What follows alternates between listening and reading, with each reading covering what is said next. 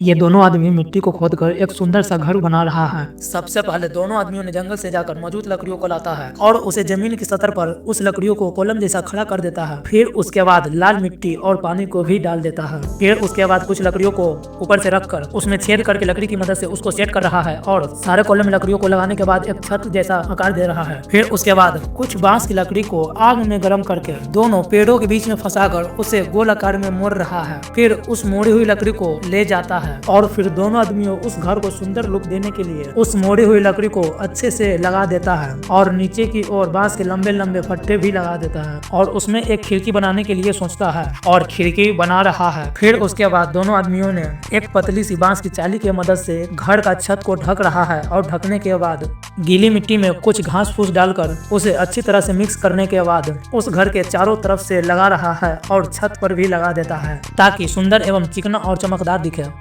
फिर उसके बाद उस घर के सामने एक तालाब बनाने का सोचा और तालाब बनाना स्टार्ट कर देता है। सबसे पहले मिट्टी को खोदकर गड्ढा करता है और उस तालाब में कुछ सुंदर सा डिजाइन बनाने के लिए लग जाता है। सभी आदमियों ने मिलकर डिजाइन को बनाने लग जाता है और डिजाइन बनने के बाद उस तालाब के नीचे जमीन को मजबूत करने के लिए गीली मिट्टी में पत्थर को डालकर उसे लकड़ी के हथौड़े से पीट रहा है। फिर उसके बाद उसको चिकना भी कर रहा है। फिर उसके बाद कुछ पत्थर को चारों तरफ से अच्छे से सेट कर देता है ताकि अच्छे एवं सुंदर दिखाई दे। फिर उसके बाद सभी आदमियों पूरी तालाब में चारों ओर से ब्लू पेंट से पेंट कर रहा है। फिर उसके बाद उस तालाब में पानी भी भर देता है और चारों तरफ से हरी हरी घास को भी लगा रहा है और इस घास को लगाने के बाद इस सुंदर सा घर बनकर रेडी है।